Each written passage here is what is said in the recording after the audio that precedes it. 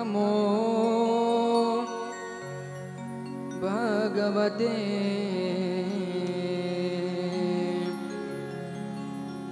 वासुदेवाय।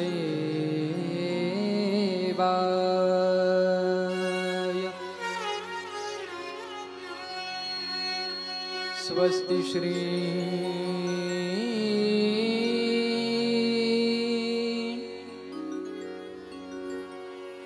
गणेशाय नमः।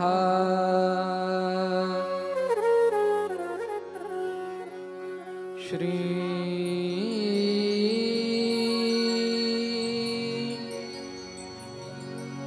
सरस्वती नमः।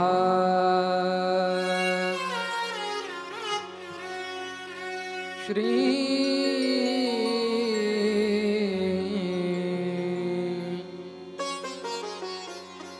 गुरुभ्यो नमः। श्री रुक्मिणी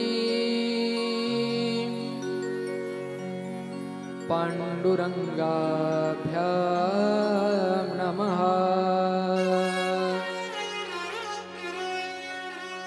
ओ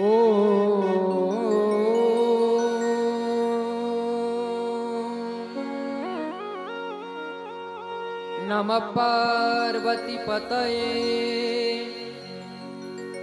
हर हर महादेव।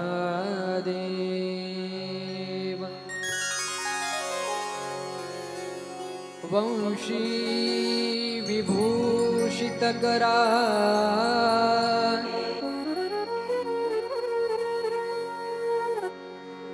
नवनीरदाभा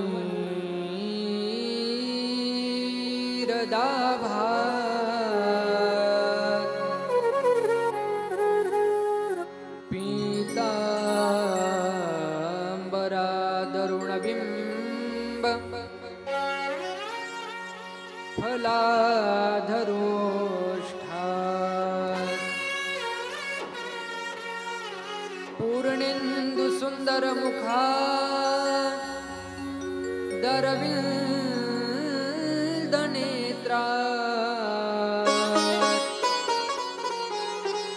कृष्णात् परं किमपि तत्त्वं महं न जाने। लोकाभिरामं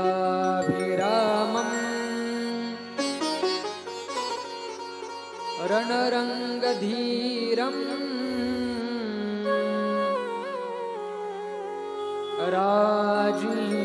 राजीवनेत्रं रघुवंशनाथं कारुण्यरूपं करुणाकरन्तं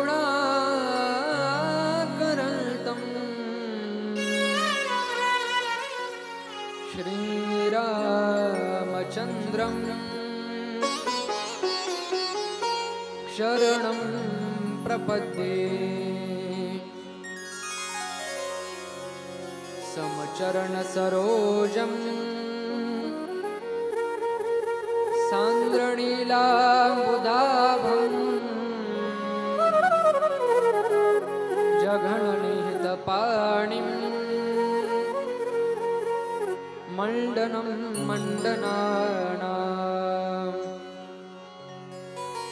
तरुणतुलसीमाला कन्धरं कञ्जनेत्रं सदयधवलहासं विठ्ठलं चिन्तयामि।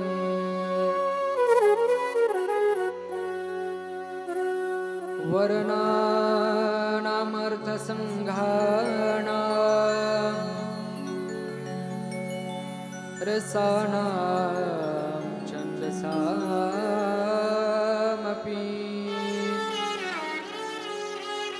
मङ्गलानं च करतारो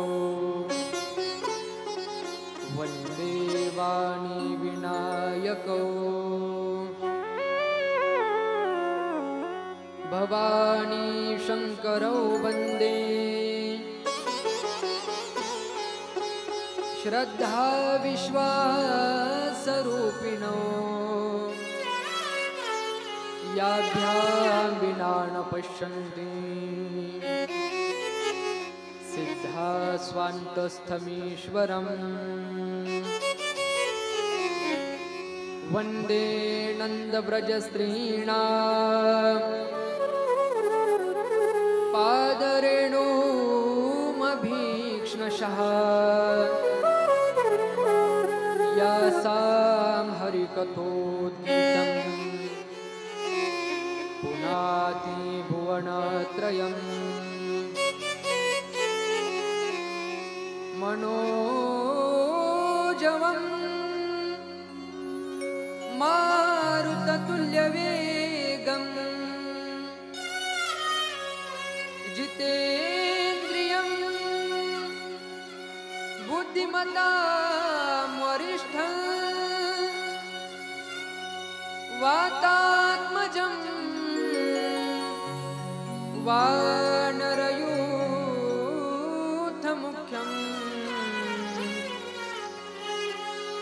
श्रीरामदूतं शरणं प्रपद्ये।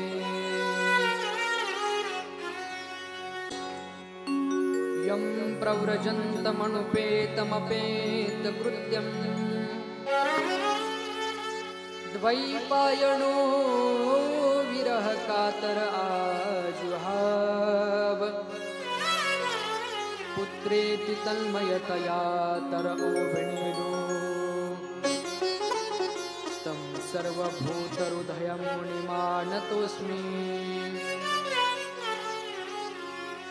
अलङ्कापुरी रम्यसिंहासनस्थम् पदाम्भोजतेजस्फुरदिप्रदेशम्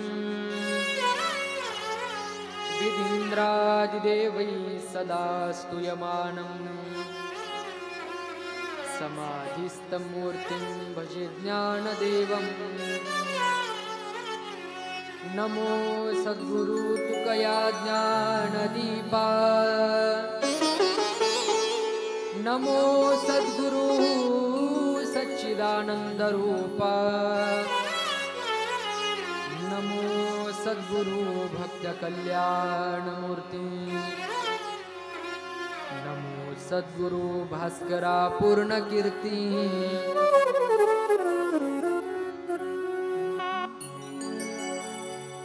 हरे राम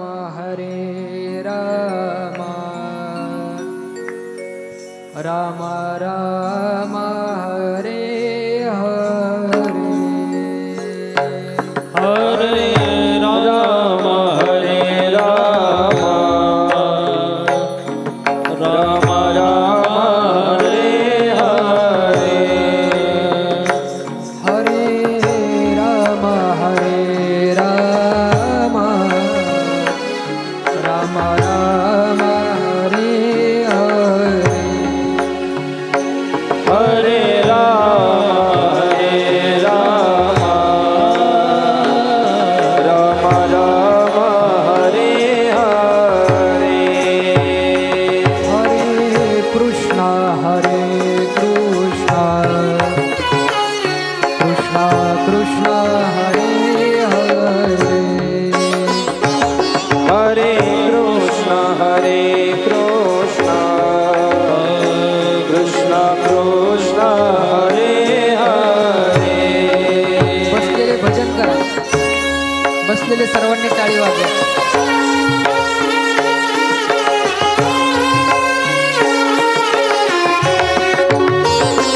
हरे राम राम राम हरे हरे हरे राम राम राम हरे हरे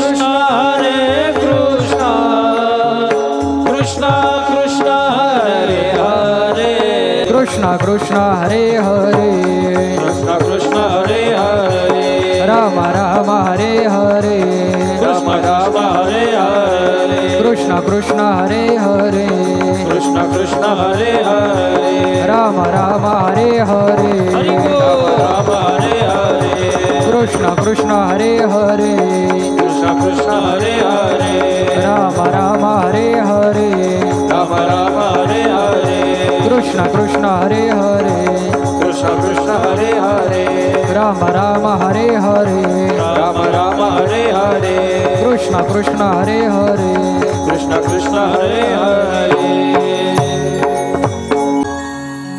गोपाल कृष्ण भगवान की जय श्रीमद् भागवत महापुराण की जय अखिल कोट ब्रह्मांड नायक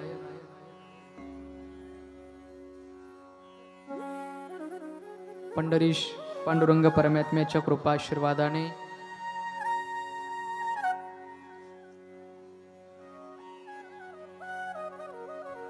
मुक्त कैवल्य तेजोनिधी माऊली ज्ञानोबाराया यांच्या कृपा आशीर्वादाने श्री संत मदन महाराजांच्या कृपा आशीर्वादाने श्री संत भाऊ महाराजांच्या कृपा आशीर्वादाने आपल्या या टाकळी गावामध्ये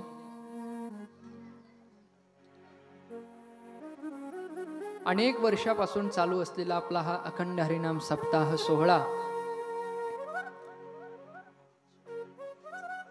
आपला हा दत्त जन्मोत्सव श्रीमद भागवत कथा गुरुचरित्र पारायण ज्ञानेश्वरी पारायण आपलं हे दरवर्षी या ठिकाणी होत असतं आणि याही वर्षी त्याच उत्साहामध्ये त्याच आनंदामध्ये आपण ही साजरा करत आहोत.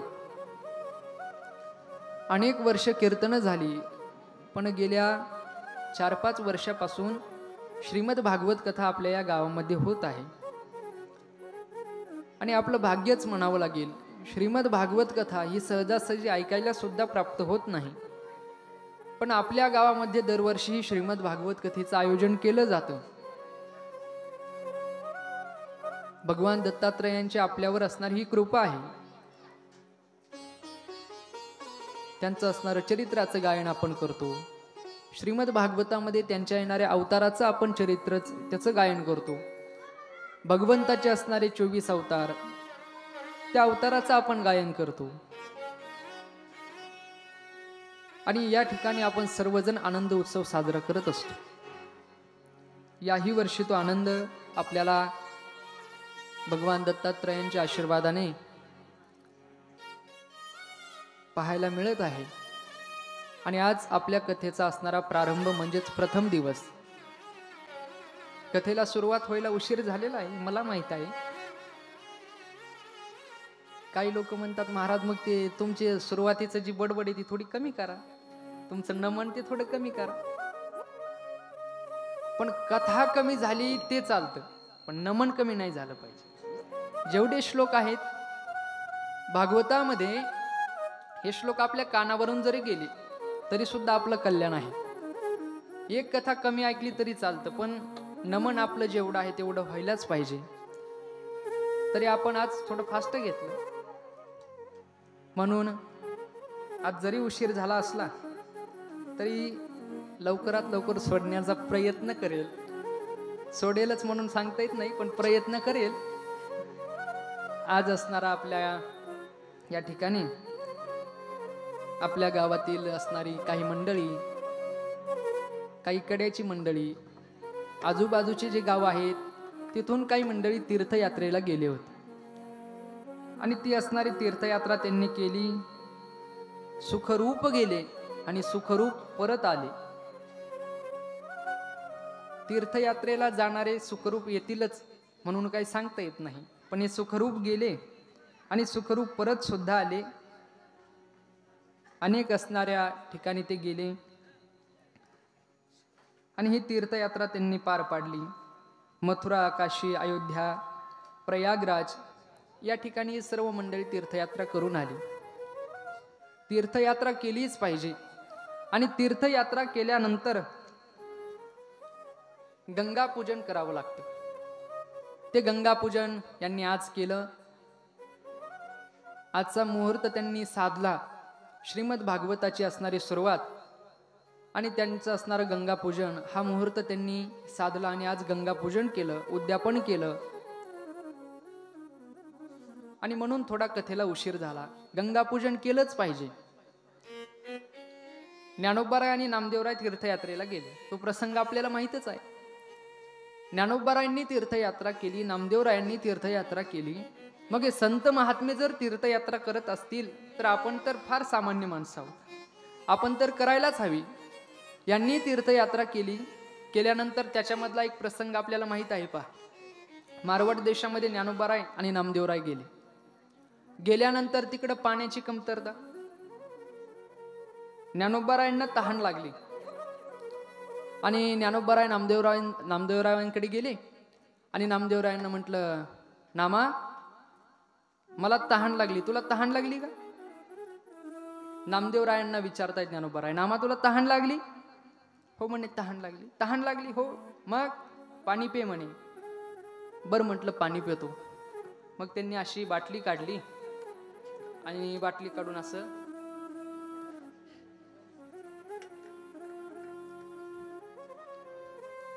पाणी पिले. असं झालं का? असं नाही झालं. मग ज्ञानोबाराय म्हणतात नामदेवरायांना, नामा तुला तहान लागली? हो म्हणे, तहान लागली, पण आपल्याला पाणी नाही. मग त्यांना एक विहीर दिसली. त्या विहिरीजवळ गेली. विहिरीजवळ गेल्यानंतर त्या विहिरीमध्ये पाणी फार कमी होतं, तळाला पाणी होतं.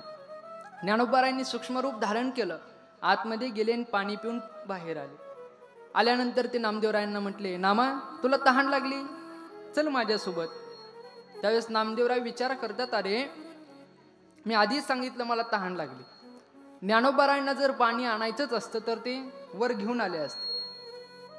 हे काय पाणी घेऊन आले नाही आणि असल्या योग सिद्धीचं पाणी मी आता पिणार नाही. मग नामदेवराय ज्ञानोबारायला सांगतायत, ज्ञानोबाराय आता मी असं पाणी पिणार नाही. आता ज्यावेळेस भगवंताला वाटेल माझ्या नामदेवरायाने पाणी प्यावं तेव्हाच मी पाणी पिईल. तो माझा बापूला सर्व जाणे, त्याला माझी सर्व चिंता आहे, त्याला वाटलं तरच पाणी मी पिईल. ज्यावेळेस नामदेवराय असं बोलल्यानंतर तिकडे भगवंत आणि रुक्मिणी माता होती. भगवंताची काय अवस्था झाली पहा. रुक्मिणी माता भगवंताला विचारायला लागले, देवा अहो असं काय होतंय, काय झालं? ते सांगतायत, आज माझा डावा कालवतो लबण, करत असे स्फुरण वाम भाऊ, उपसर्ग उद्वेग होते या जीवासी, कवण्या जीवलगासी होती कष्ट. भगवंत म्हणतात रुक्मिणी मातेला, अगं कवण्या जीवलगासी होती कष्ट, माझ्या कोणत्या जीवलगाला कष्ट होते? त्यावेळेस रुक्मिणी माता म्हणतायत, देवा अहो तुमच्या नामदेवरायांना तहान लागली, माझ्या नामाला तहान लागली.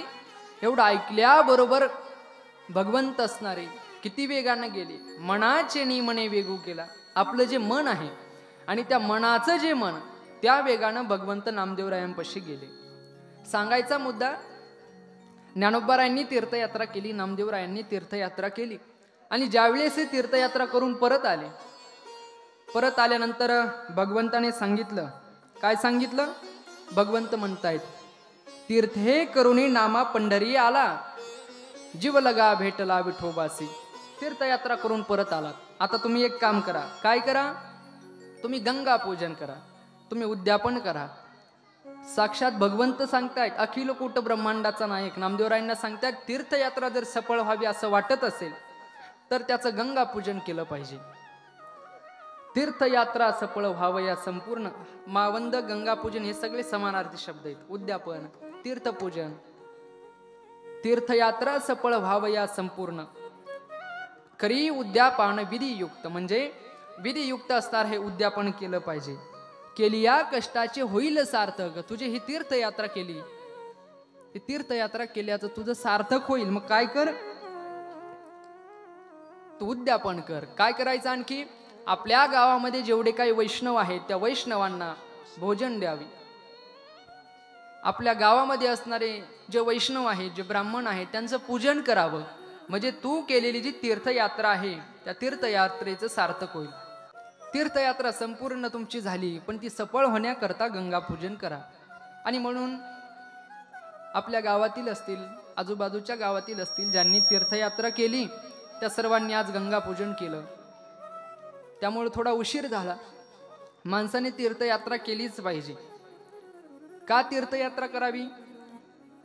आमचे हरिभक्तीपारायण डॉक्टर साहेब आहेत, त्यांनी तर नर्मदा असणारी परिक्रमा केली, मैयाची परिक्रमा केली. ही सुद्धा तीर्थयात्राच आहे. तीर्थयात्रा केलीच पाहिजे.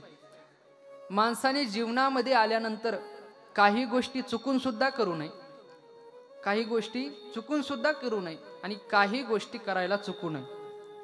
काय काय करायला चुकू नये त्याच्यामध्ये सांगतायत. माणसाला हा मनुष्य जन्म मिळाला ना, मनुष्य जन्म मिळाल्यानंतर माणसाला वागायची समज पाहिजे. मनुष्य जन्म मिळाला, माणसाने नीट वागलं पाहिजे, चांगलं वागलं पाहिजे. नाहीतर मग भरपूर पाठांतर आहे, भरपूर कीर्तन मिळतायत, 2 तास लोकांना चांगलं रंजून ठेवतायत, पण जर वागण्याची अक्कल नसेल, समज नसेल, तर त्याचा काही उपयोग होत नाही. मी सांगतो तसं नाही, तुकोबाराय सांगतात, कथनी पठनी करुणिया काय, कथनी पठनी करुणिया काय, कथनी पठनी करुणिया काय, कथनी पठनी करुणिया काय, कथनी पठनी करुणिया काय, कथनी पठनी करुणिया काय, कथनी पठनी करुणिया काय, कथनी पठनी करुणिया काय, वाचोनी रहाणी वाया जाय, वाचोनी रहाणी वाया जाय, कथनी पठनी करुणिया काय, कथनी पठनी करुणिया काय, कथनी पठनी करुणिया काय, कथनी पठनी करुणिया काय, कथनी पठनी करुणिया काय, कथनी पठनी करुणिया काय करावं? महाराज सांगतात, कथनी पठनी करुणिया काय. फार माणसाचं पाठांतर आहे, पण उपयोग नाही. कथनी छान सांगतायत, पण उपयोग नाही. का? कारण वाचोनी रहणी वाया जाय, रहणी वाचोनी वाया जाय. त्याच्या राहणीमान्यावरून, त्याच्या असणाऱ्या वागण्यावरून चांगल्या चांगल्या तिथीला सुद्धा ते घरीच राहतात. का? कारण वागायची माणसाला समज पाहिजे. काही गोष्टी चुकून सुद्धा करू नये आणि काही गोष्टी करायला चुकू नये. काय चुकू नये? त्याच्यामध्ये चुकून करू नये. माणसाने नीट राहावं, वाईट वागू नये. आणि चांगलं काय करावं? माणसाने तीर्थयात्रा करावी. तुकोबाराय नाटाच्या अभंगामध्ये सांगतायत, माणसाने काय करावं? जव हे सकाळ सीता आहे, जव हे सकाळ सीता हात चालावया पाय, हात चालावया पाय, तव तू आपुले सोहित साहे, तव तू आपुले सोहित पाय, तीर्थयात्रे जाय चुकू नको, तीर्थयात्रे जाय चुकू नको, तीर्थयात्रे जाय चुकू नको, तीर्थयात्रे जाय चुकू नको. तुकोबाराय नाटाच्या अभंगामध्ये सांगतायत, माणसाने या गोष्टी करायला चुकू नये. काय करावं? जव हे सकळ सिद्ध आहे, हात चालावया पाय, तव तू आपुले स्वहित पाहे, तीर्थयात्रे जाय चुकू नको. माणसाने तीर्थयात्रा जायला चुकू नये. तीर्थयात्रा केलीच पाहिजे. का तीर्थयात्रा करावी? आणि कोणी तीर्थयात्रा करावी? तीर्थयात्रा ही साधकाने करावी, तीर्थयात्रा ही सिद्धाने करावी. का सिद्धाने तीर्थयात्रा करावी? त्याचं एक कारण, मोठे माणसं जी गोष्ट करत असतात त्याच्यापेक्षा लहान माणसं त्याचं असणारं अनुकरण करतात. सिद्धस्य लक्षणानी साधकस्य साधनानी भवंती. म्हणजे सिद्ध महात्मा जे काही करतात साधक त्याचं अनुकरण करून ते सुद्धा ते करत असतात. म्हणून तीर्थयात्रा मोठ्यानं करावी, लहान्यानं करावी. तीर्थयात्रा का करावी? एक कारण सांगतो. जो मनुष्य तीर्थयात्रा करतो, जो मनुष्य फिरतो, त्याच्या बुद्धीचा विकास होत असतो. आणि जो मनुष्य घरीच राहतो त्याच्या बुद्धीचा विकास होत नाही. मी सांगतो असं नाही, त्याला सुभाषितकार सांगतात, यस्तु न संचरते देशान न सेवते च पंडितान तस्यैव संकोचिता बुद्धी घृतबिंदुरिवांभसी. कशाप्रमाणे? जो मनुष्य फिरत नाही, यस्तु न संचरते देशान न सेवते च पंडितान तस्यैव संकोचिता बुद्धी, त्याची असणारी बुद्धी, त्याचा विकास होत नाही. कशाप्रमाणे? तुपाचा असणारा थेंब पाण्यात पडला तर तो थेंब थांबतो, त्याचा पुढे काही विकास होत नाही. त्याप्रमाणे जो मनुष्य तीर्थयात्रा करत नाही त्याच्या बुद्धीचा विकास होत नाही. आणि याच्या विरुद्ध एक श्लोक सांगतात, जो मनुष्य तीर्थयात्रा करतो त्याच्या बुद्धीचा विकास होतो. यस्तु संचरते देशान सेवते च पंडितान तस्यैव विकसिता बुद्धी तैलबिंदुरिवांभसी. जो मनुष्य तीर्थयात्रा करतो त्याच्या बुद्धीचा विकास होतो. कशाप्रमाणे? तेलाचा असणारा थेंब पाण्यामध्ये पडला तर तो असणारा थेंब संपूर्ण बादली व्यापून घेतो. त्याप्रमाणे जो मनुष्य तीर्थयात्रा करतो त्याच्या बुद्धीचा विकास होतो. म्हणून तीर्थयात्रा करावी. आणि कधी करावी? जोपर्यंत आपले इंद्रिय आपल्याला मदत करतात, जव हे सकळ सिद्ध आहे. हे म्हणजे काय? आपले इंद्रिय आपल्याला जोपर्यंत मदत करतात तोपर्यंत. हात चालावया पाय तव तू आपुले स्वहित पाहे. तू तुझ्या हिताचा विचार कर आणि तुझं हित कशात आहे? तीर्थयात्रे जाय चुकू नको. तीर्थयात्रा करण्याकरता चुकू नये. कधी करावी? जव काळ असे दूर ठेला, जोपर्यंत आपला असणारं मरण येत नाही, जोपर्यंत हा काळ लांब आहे तोपर्यंत तीर्थयात्रा करावी. प्रत्येक माणसाला या ठिकाणी आल्यावर जायचंच आहे. आजा मेला पंजा मेला बाप मसणा गेला,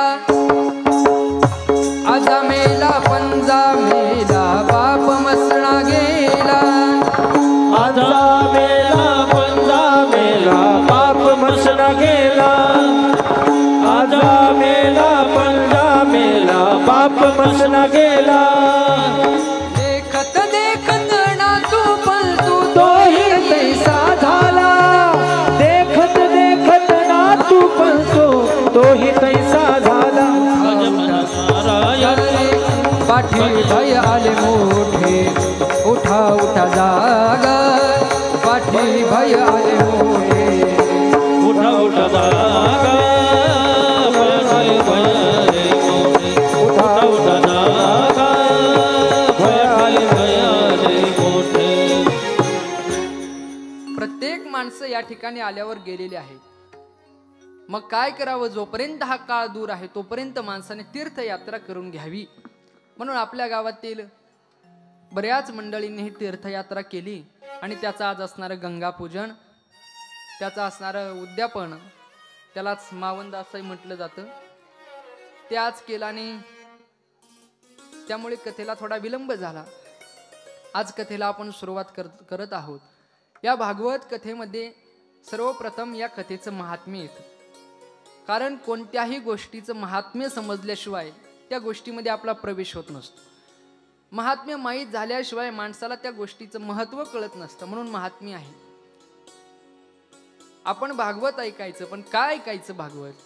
या भागवतामध्ये राजा परीक्षिती व पूज्य श्री शुकाचार्य या दोघांचा संवाद असताना आपण त्याच्यामध्ये प्रवेश का करावा? या भागवताकरता मी या ठिकाणी यावं, बसावं, 4 तास काहीतरी बोलावं, तुम्ही यावं, ऐकावं. तुम्ही तरी कशाला यावं, मी तरी या ठिकाणी का यावं? आमचे गायनाचार्य मंडळी, मृदुंगाचार्य यांनी या ठिकाणी येऊन का आपला वेळ वाया घालायचा? याला काहीतरी कारण आहेत. हा प्रश्न आपल्या समोर पडतो. आम्ही भागवत ऐकतोय, 5 वर्ष झालं भागवत ऐकतोय, पण भागवत ऐकून आमचा फायदा काय, हा प्रश्न आपल्याला पडत असतो. का भागवत ऐकायचं? बरं, हे जे भागवत आहे, भागवत सोपं नाही, फार कठीण असणारं भागवत आहे. जो विद्वान मनुष्य आहे, त्या विद्वान मनुष्याची खरी परीक्षा या भागवतामध्ये होती.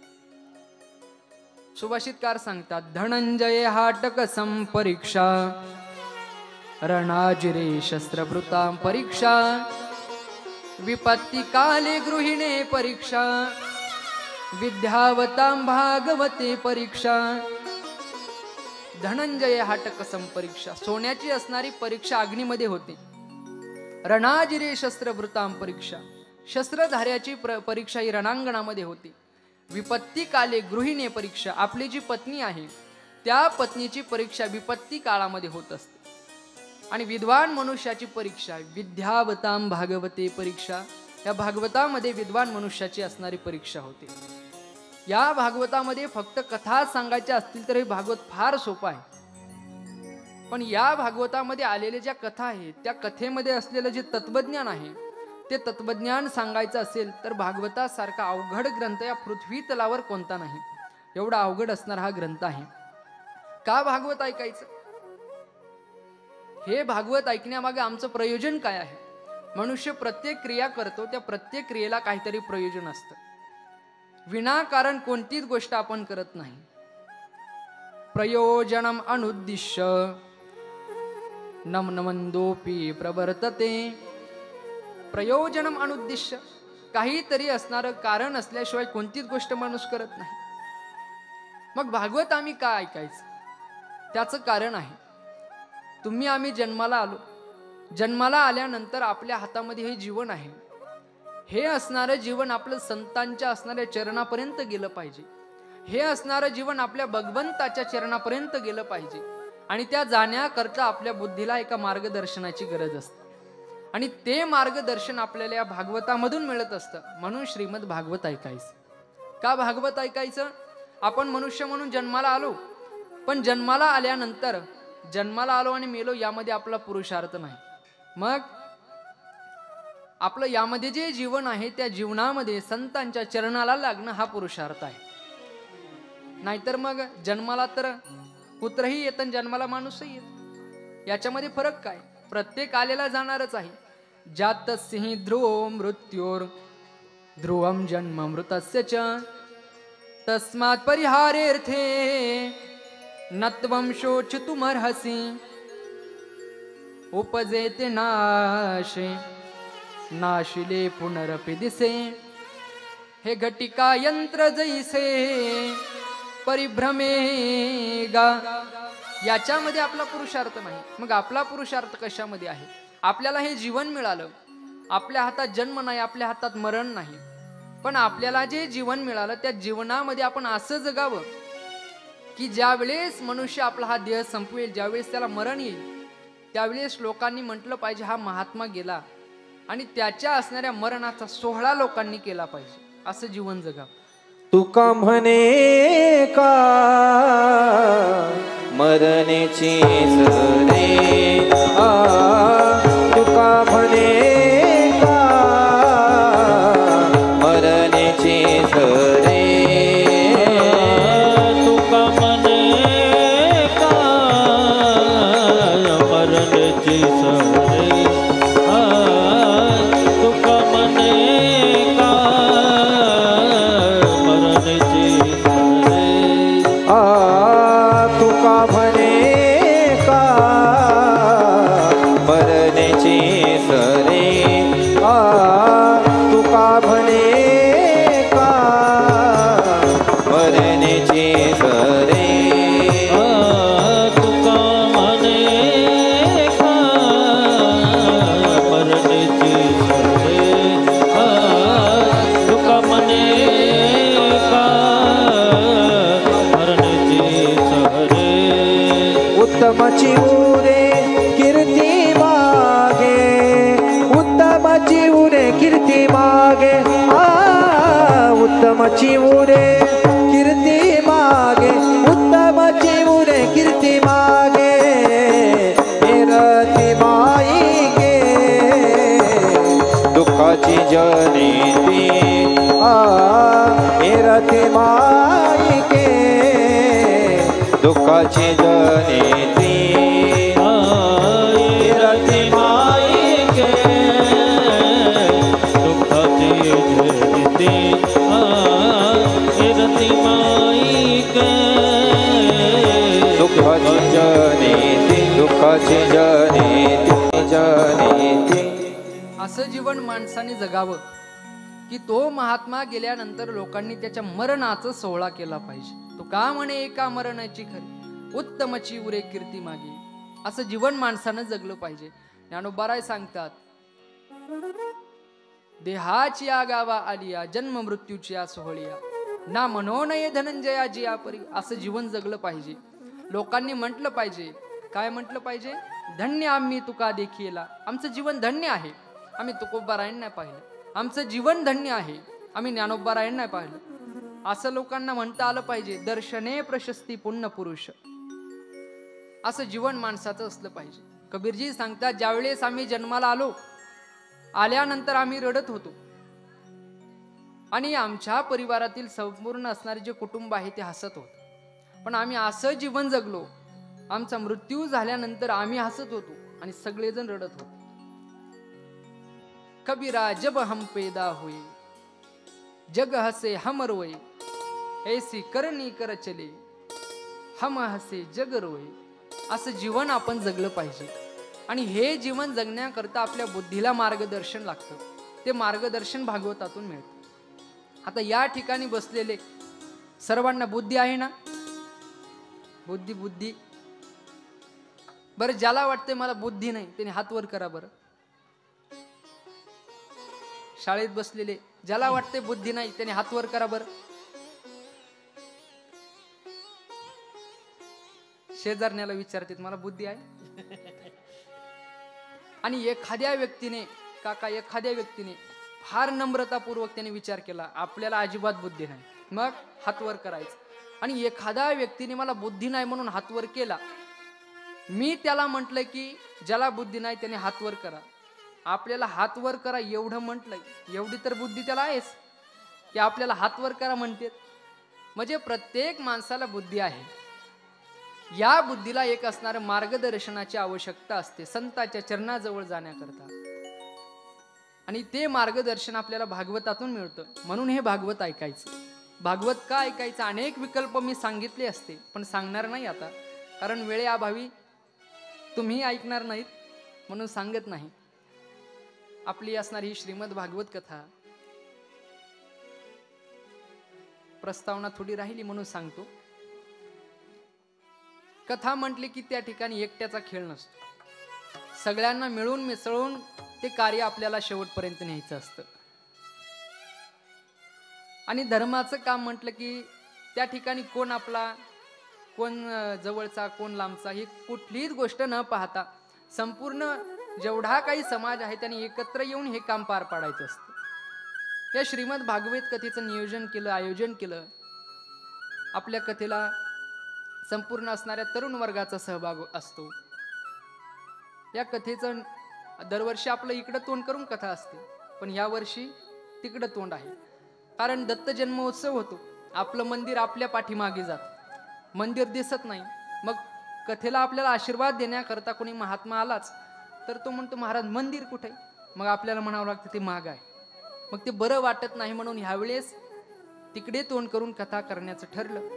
आणि म्हणून ही श्रीमद भागवत कथा याचं नियोजन करणारे सर्वच तरुण वर्ग असतील, आमचे सचिन शेठ असतील, अशोकदादा असतील, आमचे हरिभक्तीपारायण रामदास काका असतील, आमचे माऊली काका असतील, आमचे डॉक्टर साहेब असतील,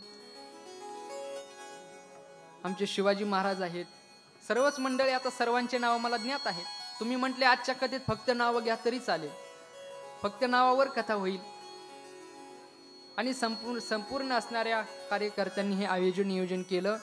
म्हणून ही श्रीमद भागवत कथा, या भागवत कथेच्या असणाऱ्या प्रथम श्लोकाला आपण सुरुवात करूया. भागवत कथाचा जो असणारा प्रथम श्लोक आहे, या श्लोकामध्ये मंगलाचरण केलेलं आहे. सच्चिदानंद रूपाय विषोत्पत्त्यादिहेतवे तापत्रय विनाशाय श्रीकृष्णाय वयं नमः. प्रथम श्लोकामध्ये मंगलाचरण केलेलं आहे. काय मंगलाचरण आहे? सच्चिदानंद रूपाय विश्वोत्पत्त्यादिहेतवे तापत्रय विनाशाय श्रीकृष्णाय वयं नमः. भगवंताचा स्वभाव सांगितला, भगवंताचा असणारा प्रभाव सांगितला आणि त्यांना नमस्कार केला. भगवंताचा स्वभाव कसा आहे? सच्चिदानंद रूपाय. भगवंत सत्य स्वरूप आहे, भगवंत चित स्वरूप आहेत आणि भगवंत आनंद स्वरूप आहेत. विश्वोत्पत्त्यादिहेतवे, ज्यांनी असणारी या विश्वाची उत्पत्ती स्थिती आणि संहार केला. गॉड म्हटलं तर जनरेटर, ऑपरेटर आणि डिस्ट्रॉयर असे जे असणारे आहेत ते गॉड, म्हणजेच ते परमात्मा, तोच असणारा भगवंत. ते काय करतात? तापत्रय विनाशाय, तिन्ही प्रकारचा जो ताप आहे त्या तापाचा नाश करणारे त्या भगवंताला श्रीकृष्णाय वयं नमः, त्या भगवंताला असणारा वंदन व्यासांनी केलेला आहे. कथेला उपस्थित सर्व महाराज मंडळी आहेत. आमचे सिंतवर हरिभक्ती पारायण हरीश महाराज आहेत. फार कष्टाने ते आपल्याला प्राप्त झाले. हरिभक्ती पारायण आमचे हरीश महाराज आहेत. आमचे तबल्यावर गोविंद महाराज आहेत. आमचे हरिभक्ती पारायण धनंजय महाराज सशी आहेत. आमचे हरिभक्ती पारायण सोनू महाराज, अनिकेत महाराज आहेत. आमचे मार्गदर्शक आमचे असणारे काका आहेत. सद्गुरू श्री माझे वडील आहेत. शिष्टीमले आमचे राजू भाऊ आहेत. पहिलाच दिवस आहे म्हणून होतं म्हणा. आमचे राजू भाऊ आहेत. खाली एकशिंगी महाराज आहेत. आमचे हरिभक्ती पारायण विजू नाना आहेत. उद्यापासून आपली टायमाला कथा सुरूही होईल आणि टायमाला संपेल, टायमाच्या पुढेही जाणार नाही. भगवंताचं असणारं वंदन मंगलाचरण केलं.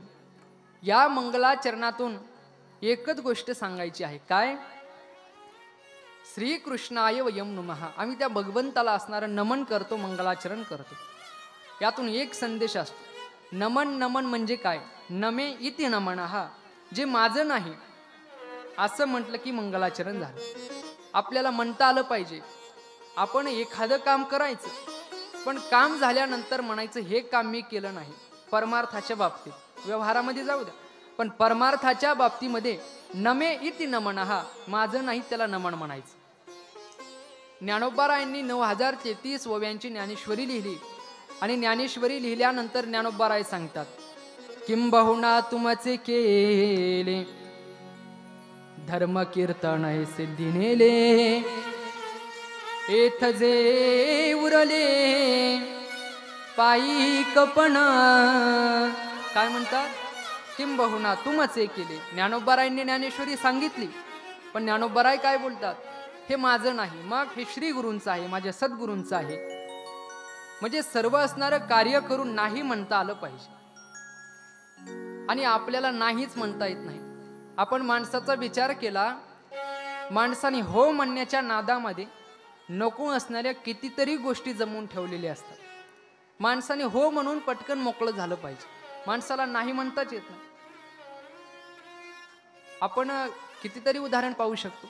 आपल्याकडे मोबाईल असतो पहा, त्या मोबाईलमध्ये आपल्याला नको असलेले कितीतरी फोटो असतात. आपण म्हणतो आज लागेल, उद्या लागेल, कधीतरी लागेल. अनेक असणारे फोटो आपण आपल्या मोबाईलमध्ये ठेवतो आणि ज्यावेळेस आपल्याला मेसेज येतो काय, स्टोरेज फुल, मग त्यावेळेस आपल्याला सगळे असणारे फोटो डिलीट करावे लागतात. मग जे फोटो नकोच होते ते ठेवले कशाला? पण माणसाला नाही म्हणता येत नाही. आणि ज्यावेळेस माणसाला नाही म्हणता येईल त्याने समजायचं आपल्याला नमन जमलं, म्हणजे नाही म्हणायला जमलं. नमे इति नमनः श्रीकृष्णाय वयं नमः. माणसाने नाही म्हटलं पाहिजे. माणसाचा स्वभाव आहे. काय स्वभाव आहे? माझी आई, माझे वडील, माझी पत्नी, माझं घर. पण माणसाला नाही म्हणता आलं पाहिजे, नाही म्हणून मोकळं व्हावं. असं मे कोण करतं? मे माता मावल्या, मे कोण करतं? शेळी करते. मी सांगतो असं नाही, सुभाषितकार सांगतात, अशनम मे वसनम मे जाया मे बंधुवर्ग मे इति मे मे कुर्वाणं कालवृको हंति पुरुषाजम. सुभाषितकार सांगतात अशनम मे वशनम मे जाया मे बंधुवर्गो मे, म्हणजे माझी आई, माझे वडील, माझी पत्नी, माझं घर, माणूस असं म्हणतो. आणि हे मेमे शेळी करते. शेळी ज्यावेळेस मेमे करते त्या मेमे करण्याचा आवाज कोल्ह्याला जातो आणि तो असणारा कोल्हा त्या शेळीच्या जवळ येतो, त्या कोल्हीला, त्या असणाऱ्या शेळीला खाऊन टाकतो.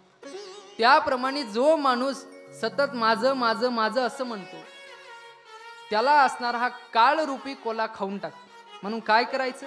माझं नाही म्हणून माणसाने मोकळं झालं पाहिजे. आणि हे कधी म्हणू शकतो? ज्या वेळेस तो मंगलाचरण करेल त्यावेळेस त्याला हे जमेल. म्हणून मंगलाचरण करावं.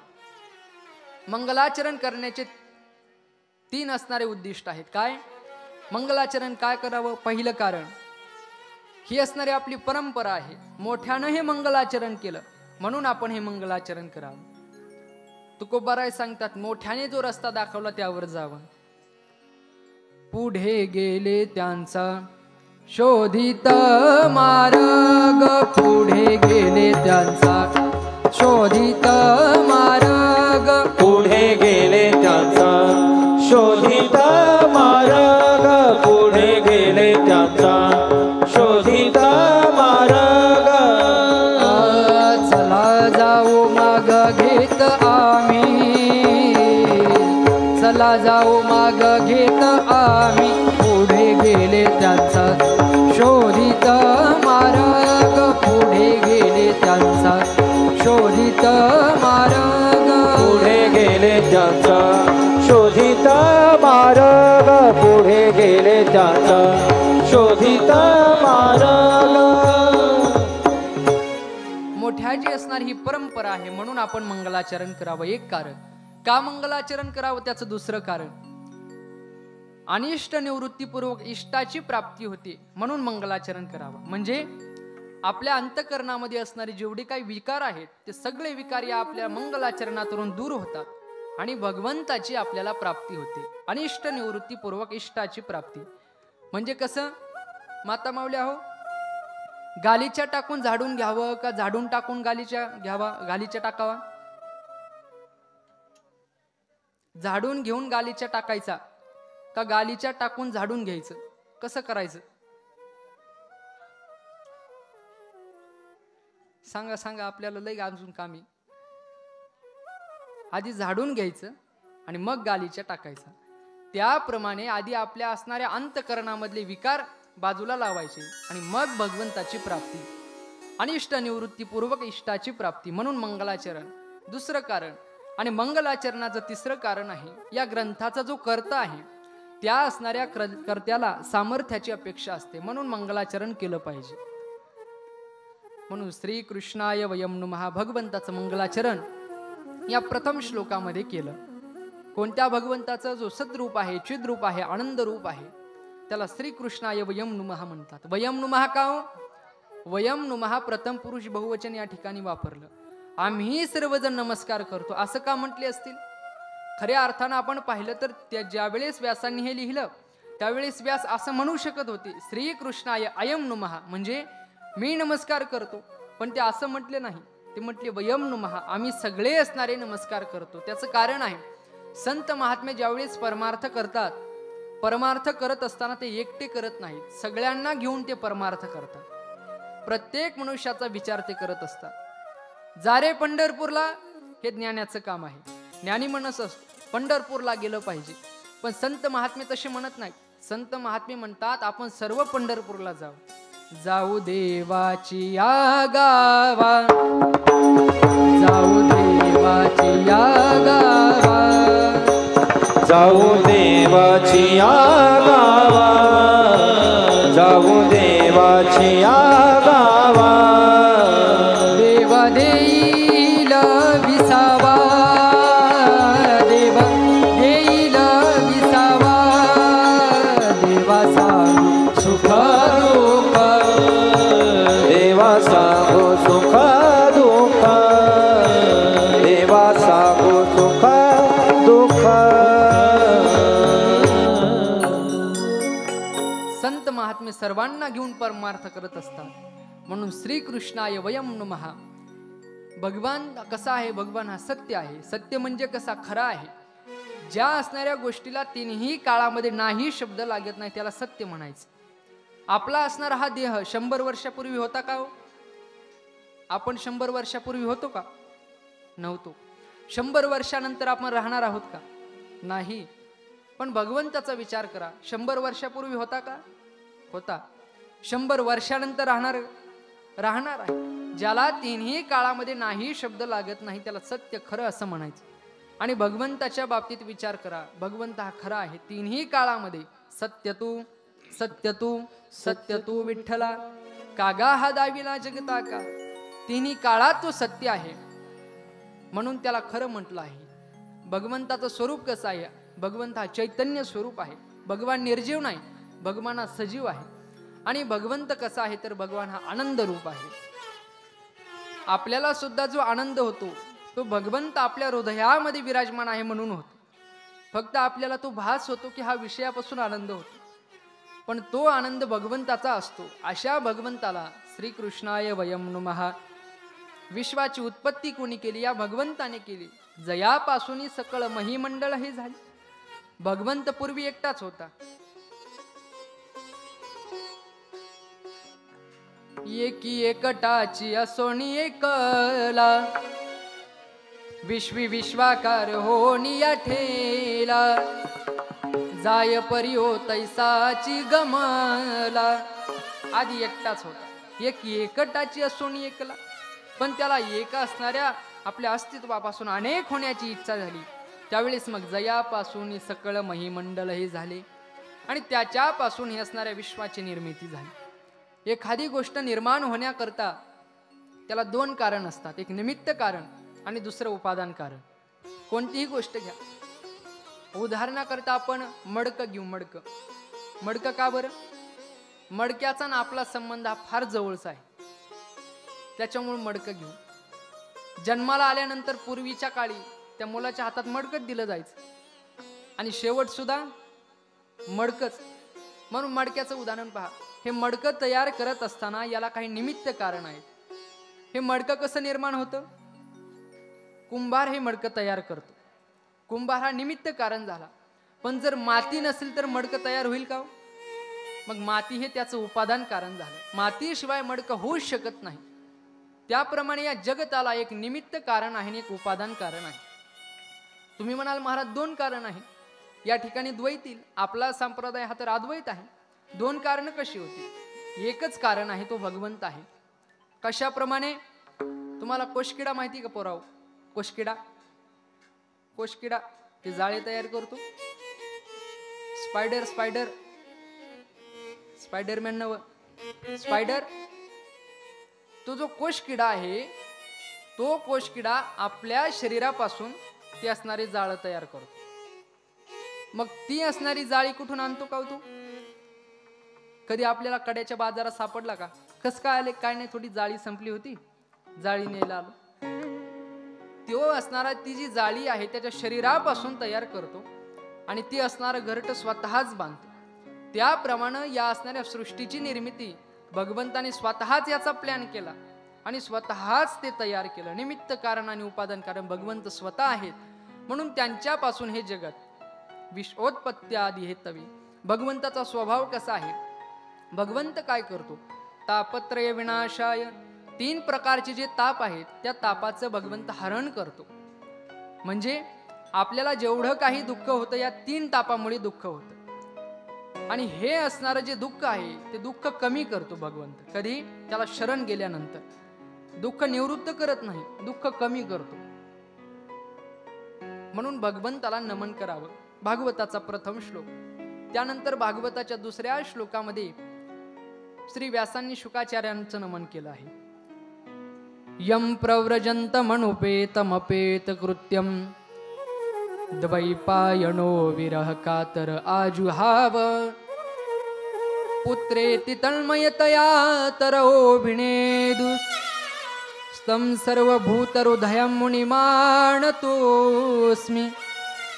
भगवान श्री शुकाचार्यांचं नमन केलं, त्यांचं मंगलाचरण केलं आणि मंगलाचरण केल्यानंतर या श्लोकाचं वर्णन आपण उद्या पाहू. मंगलाचरण केलं आणि मंगलाचरण करून या भागवताची असणारी सुरुवात झाली. एक वेळेस शौनक ऋषी सुतांकडे आले. हे जे शौनक ऋषी आहेत, शौनक ऋषींनी विचार केला, फार दिवस झाला आता कीर्तन प्रवचन करून कंटाळा आला, मग आता काहीतरी अनुष्ठान करावं, काहीतरी केलं पाहिजे. मग कुठं करायचं? आपल्याला एखादी जागा मिळाली पाहिजे. कुठं अनुष्ठान करायचं हे विचारण्याकरता ते ब्रह्मदेवाकडे गेले. आणि ब्रह्मदेवाकडे गेल्यानंतर शौनक विचारतात ब्रह्मदेवाला, आम्हाला एक यज्ञ करायचा आहे, आम्हाला अनुष्ठान करायचंय, आम्हाला एक जागा सांगा. त्यावेळेस त्या ब्रह्मदेवानं एक असणारं चक्र सोडलं आणि ते असणारं जे चक्र आहे, त्या चक्राची एक निमी ज्या ठिकाणी शमली ते नैमिषारण्य. त्या ठिकाणी त्या चक्राची निमी शमली. त्या ठिकाणी तुम्ही जाऊन अनुष्ठान करा, तुम्हाला जो यज्ञ करायचा आहे तो करा. शौनकांना सांगितलं. त्या चक्राचं नाव मनोजय नावाचं चक्र. म्हणजे आपलं मन ज्या ठिकाणी स्थिर होईल त्या ठिकाणी माणसानं अनुष्ठान करावं. आपल्याला विचारतात, महाराज आम्हाला ज्ञानेश्वरी पारायण करायचंय, पण कुठं करावं? ज्या ठिकाणी आपल्या मनाला शांती लाभेल त्या ठिकाणी अनुष्ठान करावं. आपल्याला आपल्या घरामध्ये चांगलं वाटत असेल तिथं अनुष्ठान करावं. आपल्याला बागेत चांगलं वाटत असेल त्या ठिकाणी अनुष्ठान करावं. हे असणारं चक्र त्या नैमिषारण्यामध्ये शमलं आणि शौनक ऋषी तिथे गेले. त्यांचा यज्ञ होता, तो यज्ञ सुरू केला. दिवसभर यज्ञ करायचे. त्यांचा यज्ञ सकाळी संपूर्ण वेळ त्याच्यामध्ये जायचा, पण दुपारचा वेळ शिल्लक राहायचा. मग दुपारच्या वेळामध्ये काय करायचं? आमच्यासारखे महाराज लोक असते तर ते म्हटले असते, काही नाही दुपारच्या वेळेस आता जेवण झालं, आता झोपावं. पण ते ऋषी आहेत, शहाणी माणसं मला वेळ पुरला नाही असं म्हणत नसतात. मी आत्ता वाचलं डॉक्टर बाबासाहेब आंबेडकरांचं वाक्य आहे. डॉक्टर बाबासाहेब आंबेडकर म्हणतात, शहाणी माणसं मला वेळ पुरत नाही असं म्हणत नसतात. ते असणारे ऋषी दुपारचा वेळ आपला शिल्लक राहतो, काय करावं? आपला यज्ञ तर सकाळीच पूर्ण होते, दुपारच्या वेळात काय केलं पाहिजे? आपण काहीतरी केलं पाहिजे. मग तेवढ्यामध्ये त्या ठिकाणी सुतांचं आगमन झालं. आणि सूत आल्यानंतर शौनक ऋषी त्यांच्याकडे जातात, त्यांचं पूजन करतात.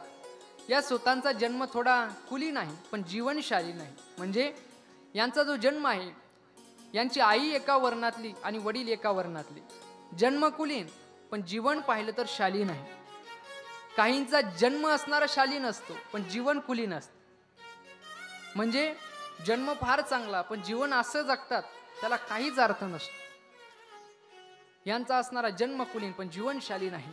शौनकांनी आल्यावर त्यांचं पूजन केलं आणि पूजन केल्यानंतर सांगितलं, महाराज आमचा यज्ञ आहे, सकाळी आमचा यज्ञ उरकतोय, दुपारचा वेळ शिल्लक राहतोय, मग काय करायचं? आम्हाला तुम्ही भगवंताची असणारी कथा सांगा. ज्या वेळेस ते सुजी आले, सुजी आल्यानंतर शौनकांनी त्यांना जात न विचारली, कोणत्या जातीचे असं नाही विचारलं, नाहीतर आजकाल जाऊ दे आता जात नाही विचारली. मग आले की त्यांचं असणारं पूजन केलं. तुमच्याकडे ज्ञान आहे ना, ते ज्ञान सांगा, तुमच्याशी आम्हाला काही घेणं देणं नाही बाकीच. म्हणून कबीरजी सांगतात, जाती न पूछो साधु की पूछ लीजिए ज्ञान, मोल करो तरबार का पड़ी रहन दो म्यान कबीरा, पड़ी रहन दो म्यान, परी रहन दो मान कबीरा, परी रहा दो मान. साधूला जात विचारायची नाही, तुमच्याकडे ज्ञान आहे ते ज्ञान आम्हाला सांगा. मग काय करायचं? कथा सांगा, भगवंताच्या असणाऱ्या अनेक लीला तुम्ही आम्हाला वर्णन करून सांगा. मग सुजी महाराज त्या असणाऱ्या लीला सांगतायत, पण ते म्हटले तुम्ही आधी प्रश्न विचारा, मग मला कुठून सुरू करायचं कळेल. मग शौनकांनी काय प्रश्न विचारले? शौनकांनी विचारलं, महाराज भक्ती ज्ञान आणि वैराग्य यांच्यापासून उत्पन्न होणारा जो विवेक आहे तो विवेक कशानं वृद्धिंगत होईल? हा एक प्रश्न विचारला. दुसरा प्रश्न विचारला, महाराज या असणाऱ्या युगामध्ये अनेक असणारे वैष्णव या माया मोहापासून कसे दूर जातात याचं उत्तर आम्हाला द्या. त्यावेळेस सुतांनी याचं उत्तर द्यायला सुरुवात केली. सुतजी सांगतायत, या दोन्ही प्रश्नाचं उत्तर एकच आहे. काय उत्तर आहे? काल व्याल मुखग्रास त्रास निर्नाश हे तवे, श्रीमद्भागवतं शास्त्रम कलौकीरेण भाषितम. काय करा, कालरूपी व्यालाच्या म्हणजे कालरूपी सर्पाच्या असणाऱ्या मुखामध्ये आपण सर्वजण जात आहोत. तुम्ही काय करा, या मायामोहापासून तुम्हाला तुमचा उद्धार करून घ्यायचा असेल, याच्यापासून लांब जायचं असेल तर श्रीमद भागवत शास्त्र हे तुम्ही ऐका. म्हणून ही असणारी कथा त्यांना सांगायला सुरुवात करतात.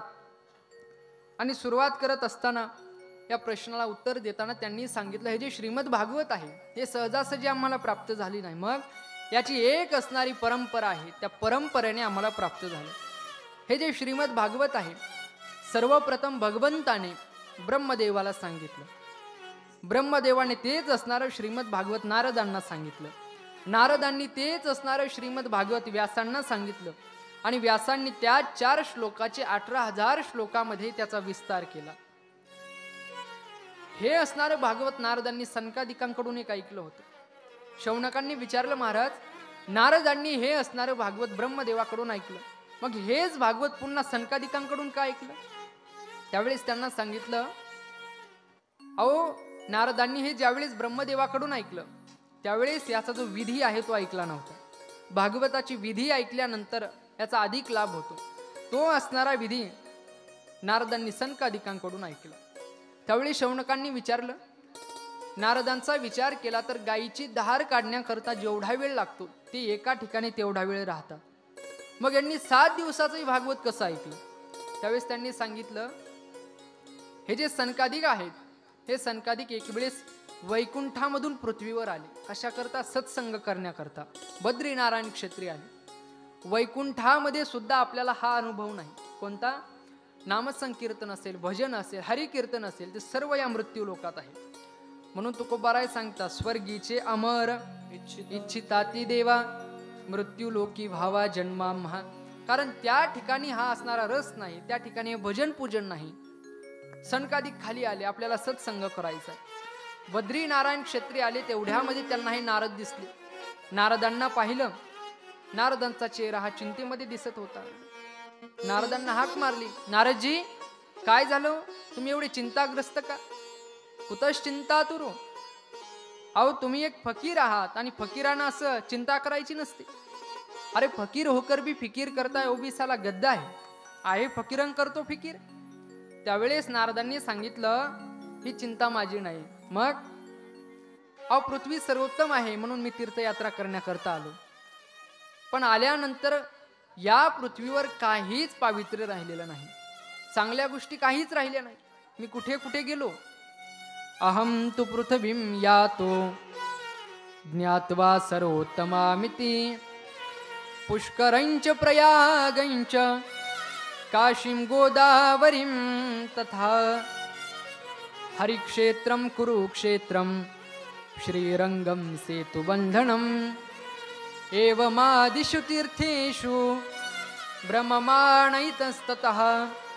मी कुठे कुठे फिरलो सांगितलं. हरिक्षेत्र, कुरुक्षेत्र, श्रीरंग, प्रयागराज या अनेक तीर्थक्षेत्रांमध्ये मी फिरलो, पण फिरल्यानंतर पाहतो तर या ठिकाणी काहीच राहिलेलं नाही.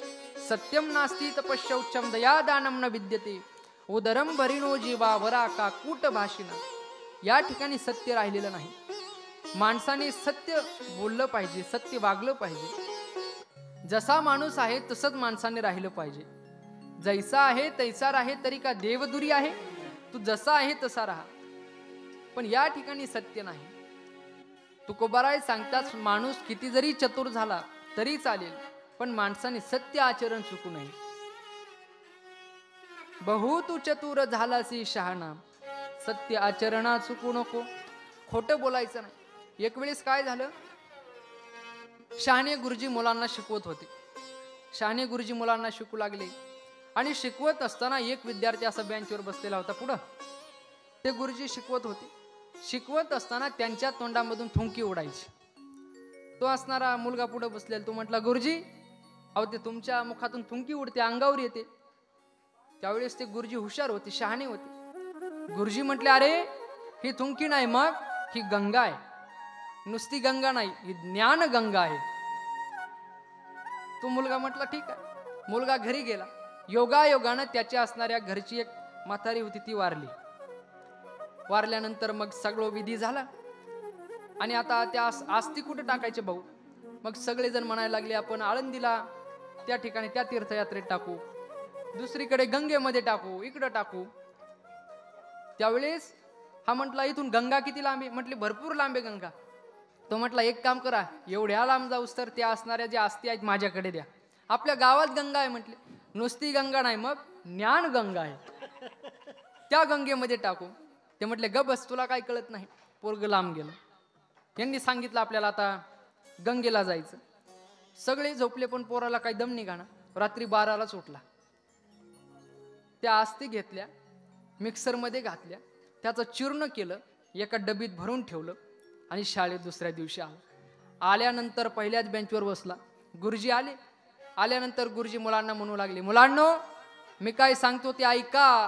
का म्हटलं की यांनी डबीच त्यांच्या असणाऱ्या तोंडात टाकली. गुरुजी थू थू करायला लागले. हे काय केलं? काय नाही गुरुजी, या ज्या आस्ती आहेत त्या गंगेमध्ये विसर्जित केल्या. खोटं बोलला ना, आस्तीच मुखामध्ये. म्हणून माणसाने सत्य आचरणात चुकू नये. कसं बोलावं? खरं बोलावं. ज्ञानोबारायचे आणि ज्ञानोबाराय सांगतात माणसाचं कसं बोलणं असावं, खरं बोलणं असावं, त्याचं बोलणं गोड असावं, खोटं बोलू नये. संत महात्मे खोटं बोलत नाहीत. लटिके वचन नाही देही उदासीन, खोटं बोलत नाहीत. मग ते बोलतच नाहीत का? बोलतात. पण त्यांचं बोलणं कसं असतं? मधुरावाणी होटी तुका म्हणे वाव पोटी. त्यांचं बोलणं हे मधुर असतं. सत्यम ब्रूयात प्रियम ब्रूयात न ब्रूयात सत्यमे प्रियम, असं त्यांचं बोलणं असतं. सत्य या ठिकाणी राहिलेलं नाही.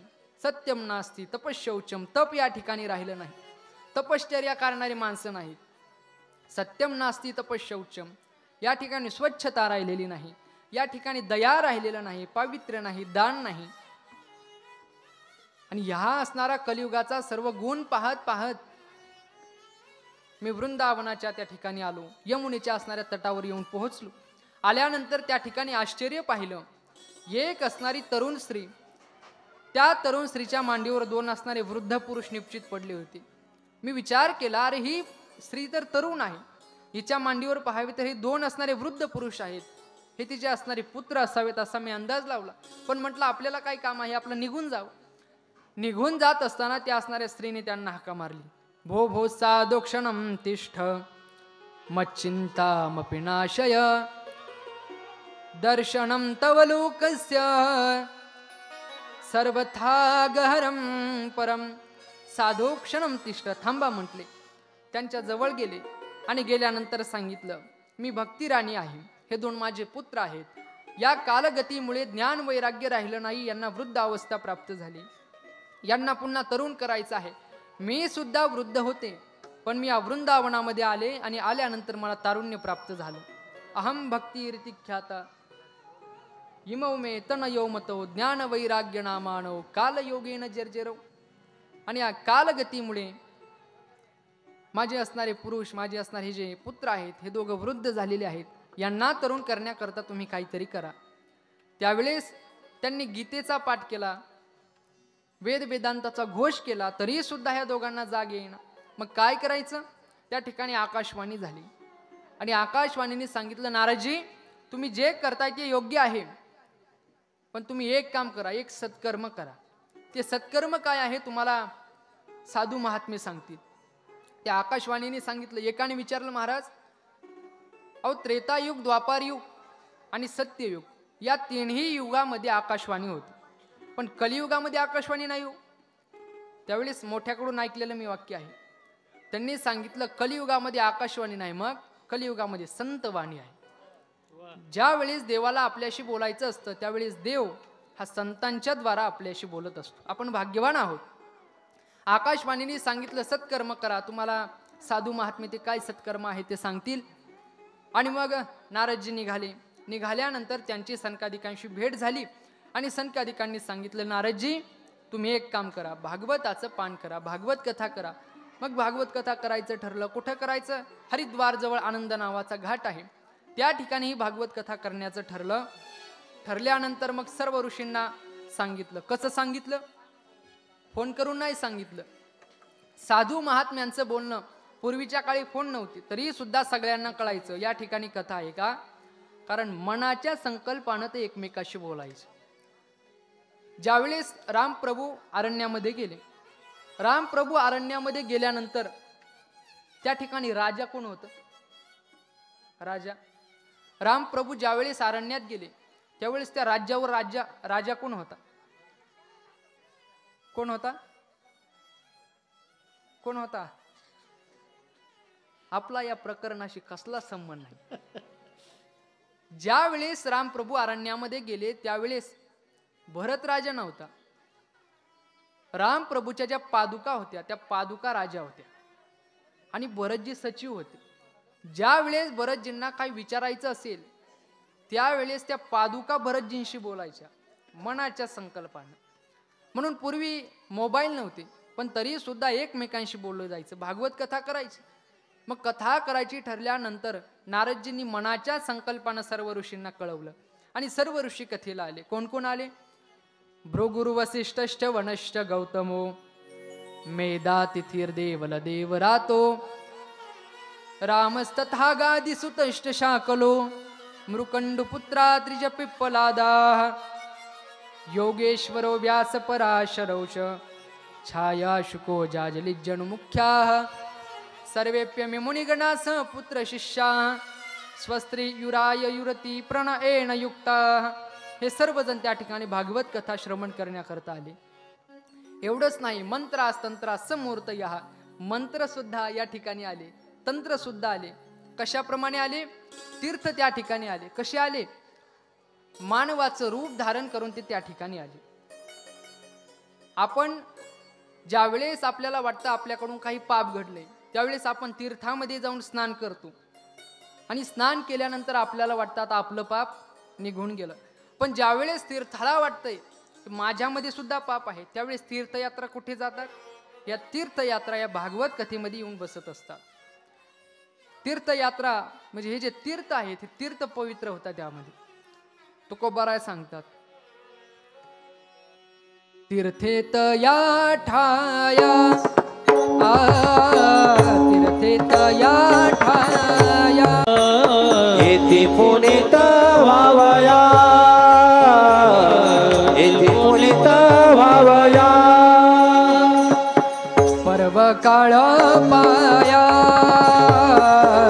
पर्व काळ पाया पर्व काळ पाया पर्व काळ पाया.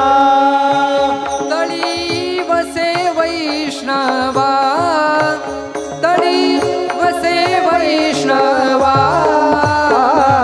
जळती दोषाचे डोंगर, जळती दोषाचे डोंगर.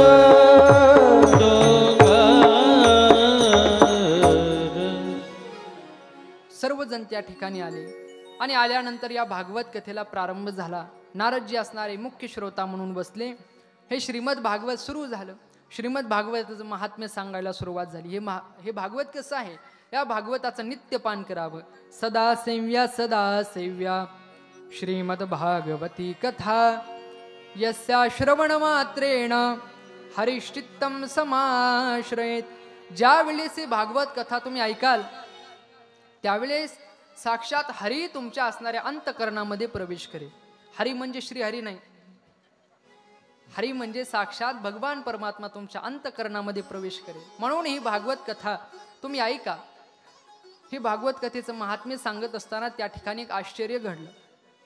ही जी भक्ती राणी आहे आपल्या 2 असणाऱ्या पुत्राला घेऊन त्या ठिकाणी आले आणि आल्यानंतर ती नृत्य करत आहे. भक्ती सुतवतौ तरुणौ गृहीत्वा प्रेमैक रूपा सहसा विरासेत श्रीकृष्ण गोविंद हरे मुरारे नाथेति नामानि मुहुर्वदन्ति. भजन करत त्या ठिकाणी आले आणि आल्यानंतर त्यांनी सांगितलं नारदांना, तुमच्यामुळं आम्हाला पुन्हा तारुण्य प्राप्त झालं, आता आम्ही कुठे बसावं? त्यावेळेस त्यांना सांगितलं, या ठिकाणी जेवढे काही कथेला बसलेले वैष्णव आहेत त्या सर्व वैष्णवांच्या अंतकरणामध्ये जाऊन तुम्ही बसता. मग भक्ती ज्ञान वैराग्य सर्व वैष्णवांच्या अंतकरणामध्ये जाऊन बसले आणि या भागवताचं महात्म्य सांगत आहे. त्यावेळेस नारदांनी सनकादिकांना विचारलं, महाराज अहो या भागवताचं तुम्ही हे महात्म्य सांगितलं, पण या भागवताने कोणाकोणाचा उद्धार होतो? हे जे भागवत आहे, या भागवतामध्ये वैष्णव जे बसलेले आहेत, या सर्व वैष्णवाच्या अंतःकरणामध्ये भगवंताविषयीचं प्रेम आहे. तुम्ही यांना कथा सांगितल्यानंतर यांचा उद्धार होईल, पण अत्यंत असणाऱ्या पाप्या माणसाचा याने उद्धार होईल का? त्यावेळेस त्यांनी सांगितलं, कसाही असू द्या किंवा मग कसाही असू द्या, कसा असला तरी त्याचा सुद्धा उद्धार होतो.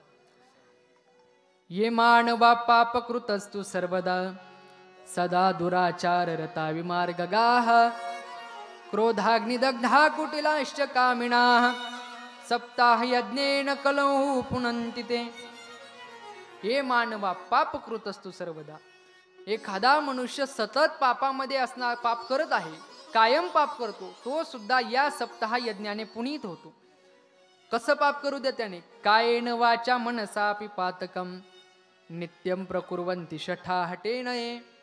म्हणजे त्यानं कायेनं पाप करू द्या, वाचेनं करू द्या, मनाने करू द्या, ते सुद्धा पाप या भागवताने निवृत्त होतं. तुम्ही म्हणाल, बरं आहे वर्षभर पाप करायचं आणि 8 दिवस कथेला जाऊन बसायचं. त्याचा असा अर्थ नाही. अनेक आपण पाप केले, पाप केल्यानंतर आपण कथेत येऊन बसलो आणि बसल्यानंतर आपण निश्चय केला, इथून पुढं मी पाप करणार नाही, तर पाप निवृत्त होतं. नाहीतर बरं आहे 8 दिवस नाहीतरी आपल्या गावात कथा होते, वर्षभर पाप करायचे, याचा अर्थ असा होत नाही. आणि त्यावेळेस सांगितलं, नारदजी म्हणतात, अहो या कथेने एवढे दुराचारी सुद्धा उद्धारून जातात, तुम्ही काही सांगता, काय खरंय तुमचं? त्यावेळेस सनकादिक म्हणतात, आम्ही जे बोलतो या बोलण्याला काही आधार असतो, काही पुरावा असतो, याच्याकरता तुम्हाला कथा सांगतो. त्यावेळेस त्यांनी सांगितलं, आत्मदेव नावाचा एक ब्राह्मण आहे. हा जो ब्राह्मण आहे, हा ब्राह्मण म्हणजे द्वितीय इव भास्कर, हा सूर्याप्रमाणे तेज असणारा हा ब्राह्मण, अत्यंत हुशार असणारा, बुद्धिवान असणारा हा ब्राह्मण आहे. त्याच्याकडे भरपूर असणारी संपत्ती आहे, पण याला संतती नाही, याला असणारा पुत्र नाही. काय करावं? आपल्याला पुत्र नाही म्हणून आता आत्महत्या करायची, असं त्यानं ठरवलं. एका असणाऱ्या गंगा तटी आल्यानंतर रडत आहे, आपल्याला पुत्र नाही, आपल्याला जीव द्यायचा आहे. जीव द्यायचा ठरवल्यानंतर एक असणारे साधू महात्मे त्या ठिकाणी जात होते. त्यांनी पाहिलं, आत्मदेवाला पाहिल्यानंतर त्यांनी ओळखलं, हे साधारण नाही, हे आत्मदेव आहेत, विद्वान असणारे ब्राह्मण आहेत. त्यांना विचारलं, ब्राह्मण तुम्ही अशी रडत का आहेत? त्यावेळेस त्यांनी सांगितलं, महाराज अहो माझ्याकडे संपत्ती फार आहे, मला मान सन्मान फार आहे, पण माझ्याकडे संतती नाही. मग काय करावं? संतती नाही म्हटल्यानंतर ते म्हटले, मी आता जीव देणार आहे. ते म्हटले, जीव देऊ नका, आत्महत्या करू नये, आत्महत्येसारखं दुसरं पातक नाही, आत्महत्या करू नका. ते म्हटले, मग एक काम करा, तुम्ही मला संतती प्राप्त करून द्या. ते म्हटले, या सर्वापासून विरक्त होऊन मी भगवंताच्या नामस्मरणामध्ये रत आहे, आणि तू सांगतो मला संतती तुम्ही निर्माण करून द्या.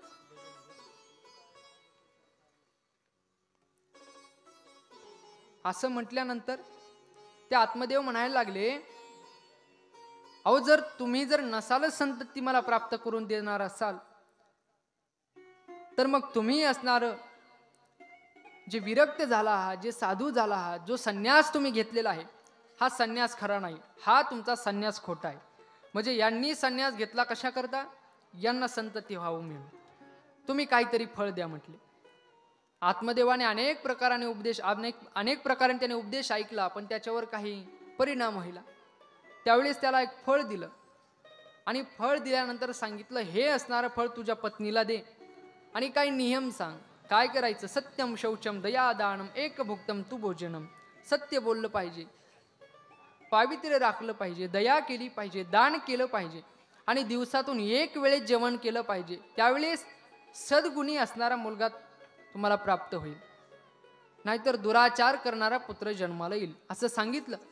आणि सांगितल्यानंतर आत्मदेवाने ते फळ घेतलं, आनंद झाला. आत्मदेव आपल्या असणाऱ्या घराकडे पळत पळत आले, आणि आल्यानंतर त्यांच्या पत्नीनं पाहिलं की आपली असणारी ही स्वारी फार आनंदात आली.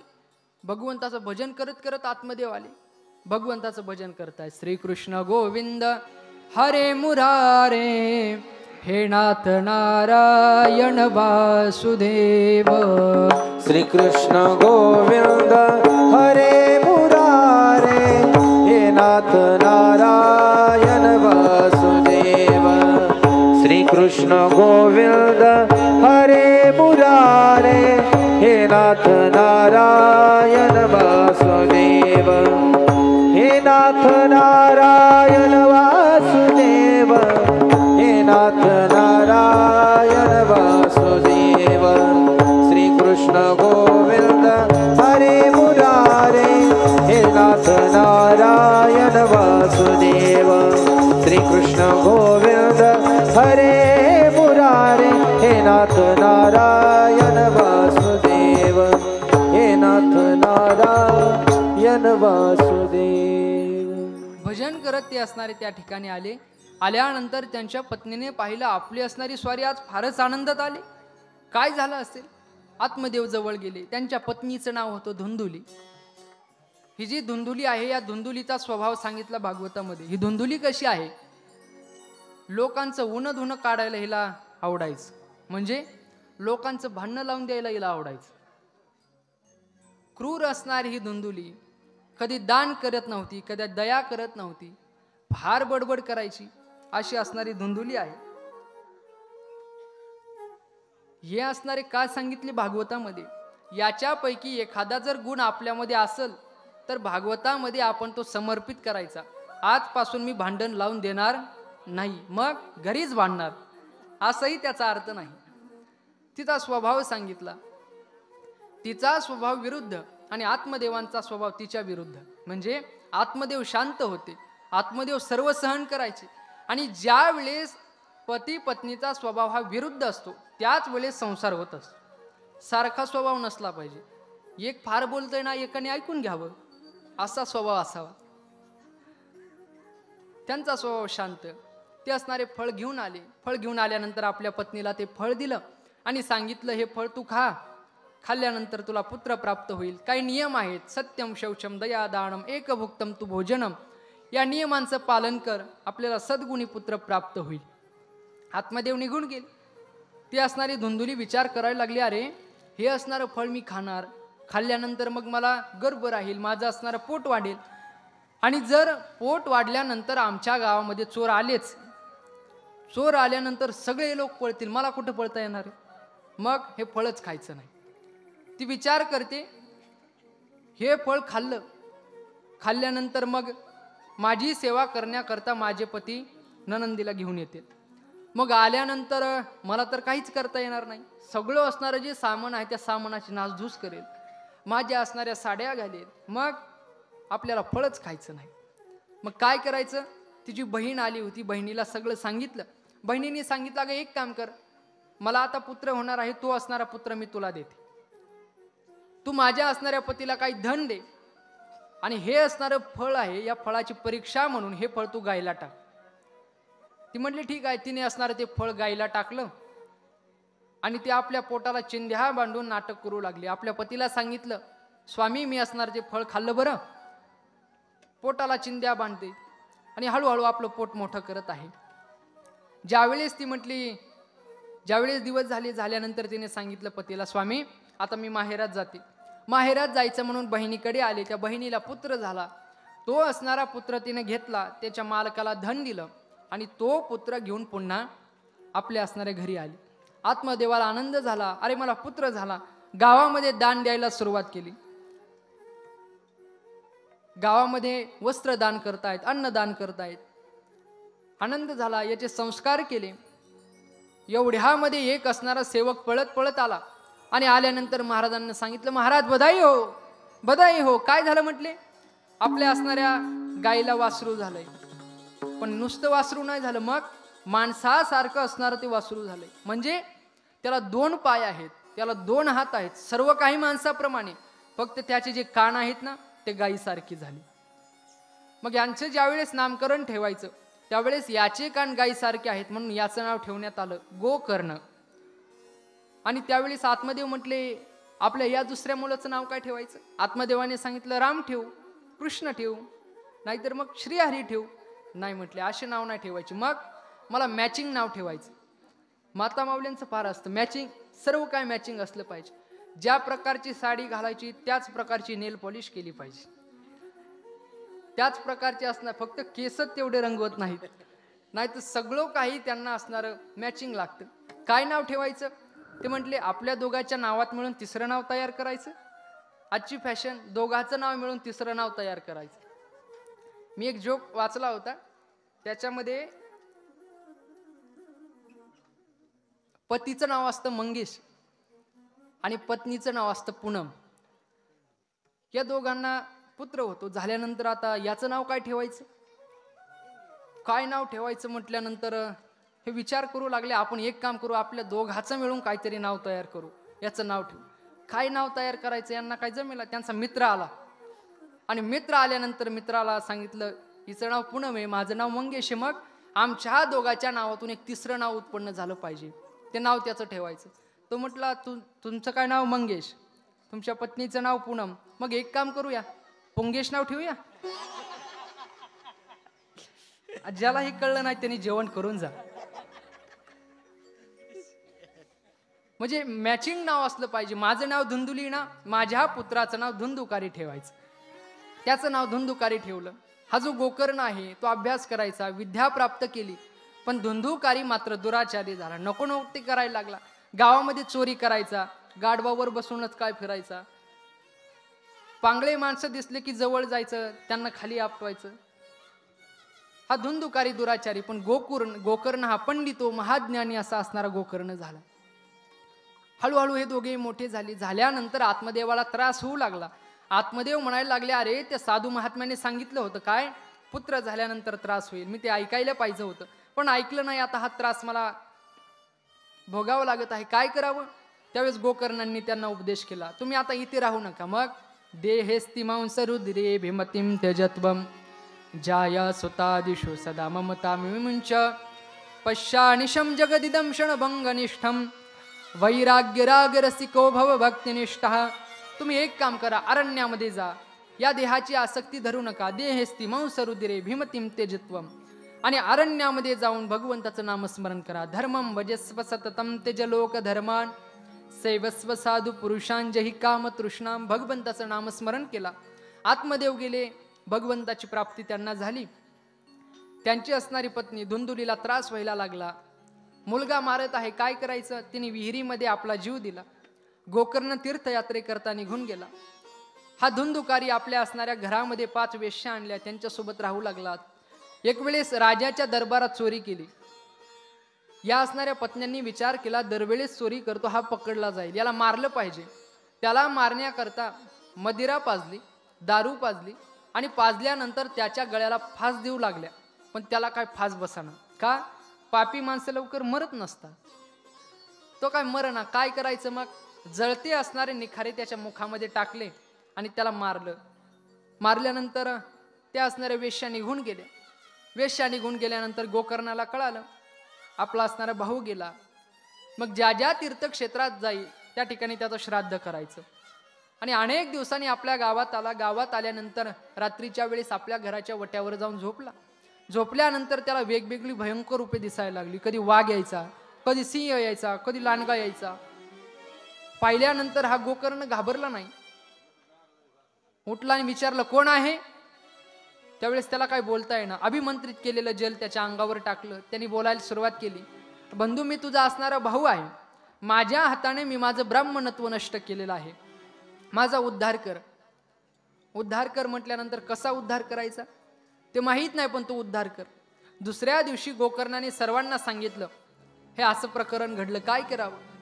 त्यावेळेस विद्वानांनी सांगितलं तुम्ही सूर्यनारायणची उपासना करा. सूर्यनारायणाला थांबवलं. सूर्यनारायणाला विचारलं काय करावं. त्यांनी भागवत करा म्हणून सांगितलं. आणि मग भागवत कथा झाली. आणि ते कशा प्रकारे धुंदुकारीचा उद्धार झाला ते आपण उद्याच्याला पाहू. आता उशीर झाला, जास्त अंत पाहू नये, म्हणून आता बाकीची कथा आपण उद्याच्याला पाहू.